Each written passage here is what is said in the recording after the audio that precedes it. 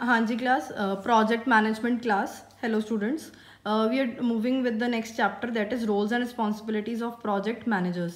Class ये आपकी chapter में चैप्टर नंबर 4 होगा.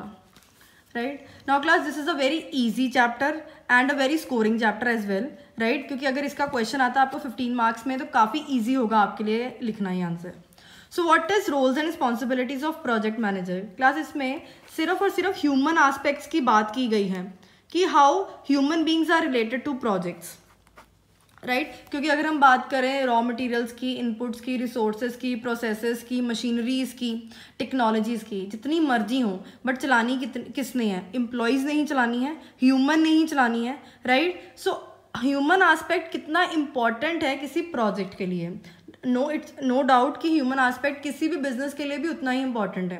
पर हम प्रोजेक्ट मैनेजमेंट पढ़ रहे हैं तो हम प्रोजेक्ट मैनेजर्स के बिहाफ पर ही पढ़ेंगे कि ह्यूमन एस्पेक्ट्स कितना इंपॉर्टेंट है. Right, so good human relation is essential for successful execution of a project. Even it is essential for any business as well.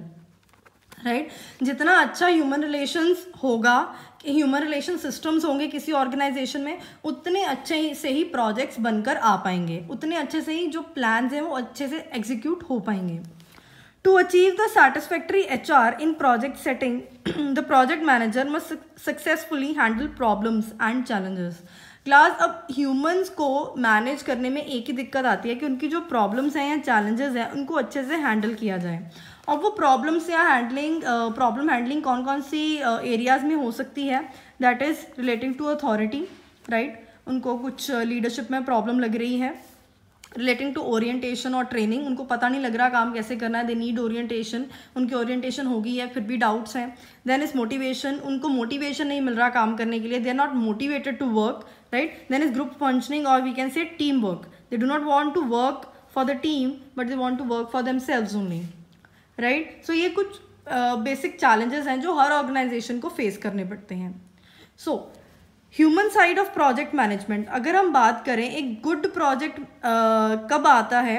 जब there are right people and there is right type of management. When these two amalgamate, so एक क्या बन के आता है? Good execution and a good project. Right, जब लोग भी बिल्कुल सही हैं, as per skills and expertise हैं, they are motivated, they want to work and there is right type of management. Leadership बहुत अच्छी है, मैनेजमेंट बहुत अच्छी है. इन दोनों का जब अमेलगमेशन होगा तभी एक गुड एग्जीक्यूशन हो पाएगा किसी भी प्लान का और एक अच्छा प्रोजेक्ट बन पाएगा. Then is objectives of this human aspects of the project management. Right, अब क्लास, प्रोजेक्ट मैनेजर वो सारे रोल्स एंड रिस्पॉन्सिबिलिटीज करता है जो एक अच्छा लीडर करता है. If I talk about project manager as a decision maker, project manager is a good decision maker. He should act as an entrepreneur, as an change agent, as an motivator. Entrepreneur मतलब उसको एक business idea के point of view से देखना पड़ेगा. Change agent मतलब change is the only normal thing, right? Change is the only constant. हर एक साल जो काम करने के प्रोसेसेस हैं वो शॉर्टर होते जा रहे हैं. राइट, और जो एफिशिएंसीज हैं जो हम अपने एम्प्लॉय से चाहते हैं वो इंक्रीज होती जा रही है. सो कुछ ना कुछ चेंज तो होता ही रहता है ऑर्गेनाइजेशन में, but employees are always resistant to change. वो चेंज नहीं करना चाहते क्यों? Because they become more comfortable in the way they working. तो उस चेंज को एक्सरसाइज करना एक बहुत बड़ा चैलेंज है. Then is a good motivator. There is a saying class that people like jobs but they do not like work. और ये सच भी है, लोगों को जॉब्स तो पसंद है पर उनको काम करना पसंद नहीं है. तो उनको मोटिवेट करना कि वो अच्छे से काम कर पाए, ये भी एक अपने आप में क्या है, एक प्रोजेक्ट मैनेजर की एक रिस्पॉन्सिबिलिटी है, एक रोल है. Right, moving on to next, that is trades of a good project manager. अब ट्रेड्स वही हैं जो एक अच्छे लीडर में होने चाहिए. Means there should be good leadership. He should have a good negotiation power. अगर उसको कहीं पर भी लग रहा है कि दो पार्टीज आपस में कॉन्फ्लिक्ट कर रही हैं तो वो उनको एक रेजोल्यूशन पर लेके आ सके. They should be good time management बहुत अच्छा होना चाहिए. Then is skills of a manager. Financial skills हो, रिस्क मैनेजमेंट स्किल्स हो, टेक्निकल स्किल्स हो. राइट, देन इज आपने एक पूरा सब्जेक्ट पढ़ा होगा management of soft skills. Means उसमें लीडरशिप, मोटिवेशन, कम्युनिकेशन, ऐसी हर तरह की स्किल होनी चाहिए जो एक अच्छे लीडर में होती हैं. Then is change management.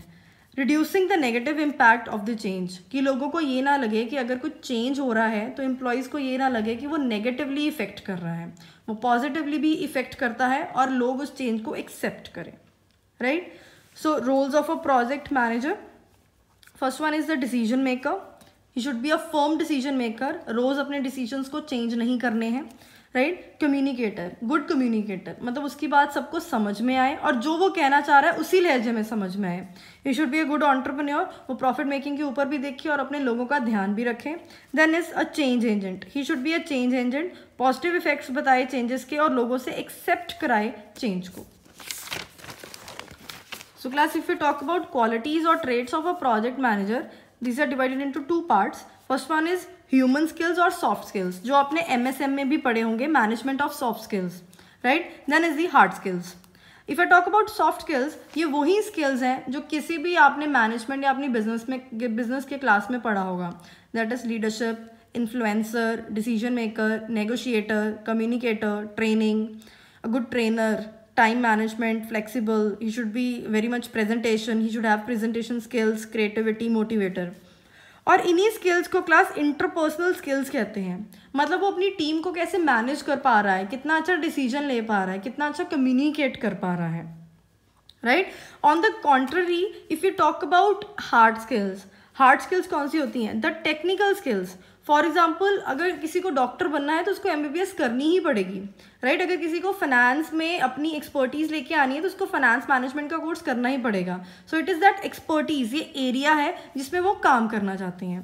Then is financial skills. Class हम शुरू से पढ़ते आ रहे हैं that finance is the life blood of any business.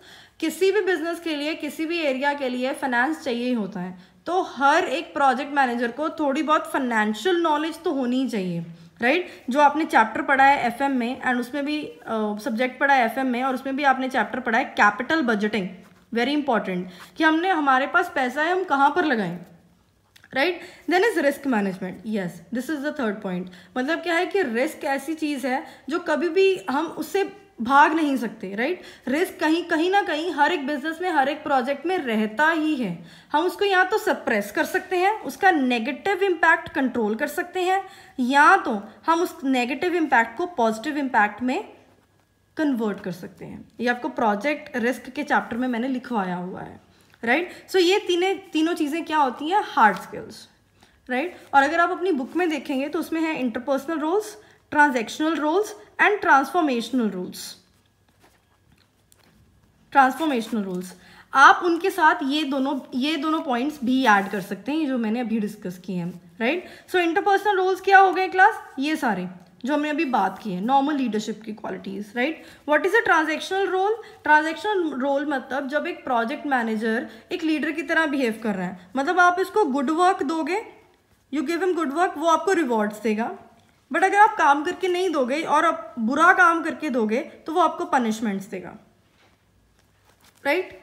मतलब सीधा सा हिसाब है, it is like a transaction, हमने पैसे दिए, हमने की प्रोडक्ट खरीद लिया, right. Then is transformational. Transformational मतलब क्या है? जब वो फोरसाइटेडनेस के साथ क्या कर रहा है? सक्सेशन प्लानिंग कर रहा है। मतलब एक प्रोजेक्ट मैनेजर की टीम में 5 लोग हैं, A, B, C, D and E।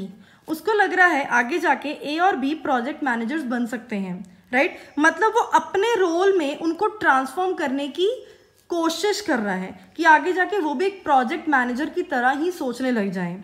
मतलब क्या है कि उनको आज टीम मेंबर से हटाकर वो अपनी पोजीशन पर लेके आने की कोशिश कर रहा है, दैट इज प्रोजेक्ट मैनेजर की, that is transformational roles. Moving on the next and the last thing is the change management. Class change management मैंने आपको भी बताया that change is the only constant, right. और लोगों को सिस्टम की working में, सिस्टम्स में, प्रोसेसेस में और पीपल में और आउटकम में चेंज लेके आना हर ऑर्गेनाइजेशन का एक बेसिक पर्पस होता है। क्यों? Because if the organisations do not change with the dynamic business standards या डायनामिक बिजनेस इन्वायरमेंट्स, तो कोई भी ऑर्गेनाइजेशन सक्सेसफुल नहीं हो सकती, राइट। कहीं ना कहीं जाकर वो ऑर्गेनाइजेशन फेल हो जाती है। और दूसरी चीज़ ये है कि जो ह्यूमंस हैं या जो एम्प्लॉयज़ हैं ऑफ द ऑर्गेनाइजेशन वो रेजिस्ट करते हैं चेंज को, बिकॉज वो कंफर्टेबल हो चुके होते हैं अपने हिसाब से काम करने में। अब एक गुड प्रोजेक्ट मैनेजर या एक गुड लीडर कौन होता है? जो हेल्प करता है negative effects of this change को। कैसे?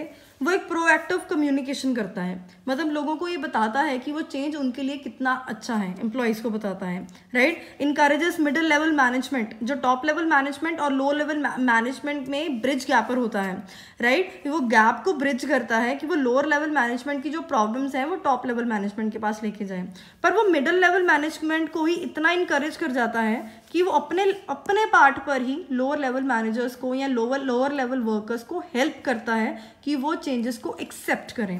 Then is avoid over communication. Class good and proactive communication is good but over communication is not good, right. Like excess of everything is bad. So ऐसे ही ज़्यादा अच्छी तरह बताना भी अच्छा नहीं होता है। सो चेंज प्रोसेसेस फिर कैसे होने चाहिए, ग्रेजुअल होने चाहिए। मतलब अगर आपने सिस्टम में कोई चेंज लेके आना है, ऐसे नहीं कि एकदम से ले आए, आप उस सिस्टम को 1 साल तक लेके आइए, राइट। मतलब एवरी 3 मंथ्स आप उसका 1 या 2 पार्ट लेके आइए। Means first part introduced, after 3 months second part introduced, after 3 months third part introduced.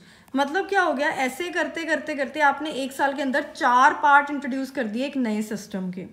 तो उससे क्या होगा कि एम्प्लॉयज़ को भी ज़्यादा दिक्कत नहीं होगी और चेंज भी इनिशिएट हो जाएगा, right.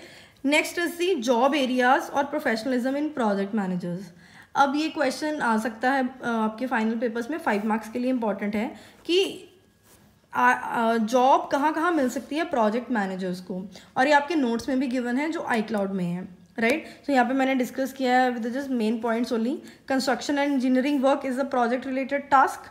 Then financial services is a project related task. जब हम किसी को कंसल्टेशन दे रहे होते हैं, फाइनेंशियल एडवाइस दे रहे होते हैं, या उनको बता रहे होते हैं कि उनको आगे जाके क्या करना है। जैसे कि आजकल ये चीज़ बहुत ज़्यादा ट्रेंड में भी है।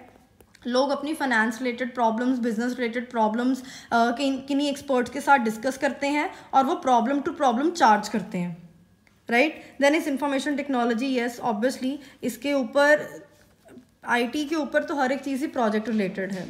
हेल्थ केयर, जब भी कोई नया पैंडमिक आता है, कोई नई बीमारी आती है, कोई नया डिसीज़ आता है, उसके ऊपर जब रिसर्चेज होनी शुरू हो जाते हैं, that is also a project kind of a thing. Then is marketing. Class जो मार्केटिंग एजेंसीज होती हैं वो भी क्या करती हैं, प्रोजेक्ट रिलेटेड टास्क करती हैं। मतलब क्या है, फॉर एग्जांपल मैगी ने किसी एक एजेंसी को हायर किया है अपनी एडवर्टाइजमेंट के लिए। हो सकता है ये यिप्पी नूडल्स है, उन्होंने भी उसी एजेंसी को हायर किया हो। अब इन मार्केटिंग एजेंसीज क्या कोई कंपटीशन नहीं है ना मैगी से ना यिप्पी से, उन्होंने तो बस क्रिएटिविटी का टास्क करना है। आपने उनको पैसे दिए, उन्होंने आपको एक एडवर्टाइजमेंट बना कर दे दी, right. So these are some of the areas जहाँ पर वो जॉब ले सकते हैं project managers, right. Class now class please listen to me very carefully. आपका चैप्टर नंबर 11 है इवैल्यूएशन का। उसमें एक प्रोजेक्ट हायरार्की नाम का टॉपिक है जिसमें 4 से 5 टॉपिक्स कवर्ड हैं।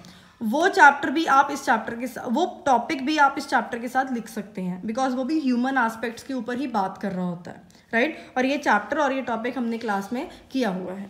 So thank you so much class, this is an easy topic, एक ईजी चैप्टर है। इस चैप्टर को प्लीज़ अच्छे से थरो से पहले नोट से पढ़िए, राइट। iCloud पर नोट्स हैं, देन आप बुक से पढ़िए। Thank you so much.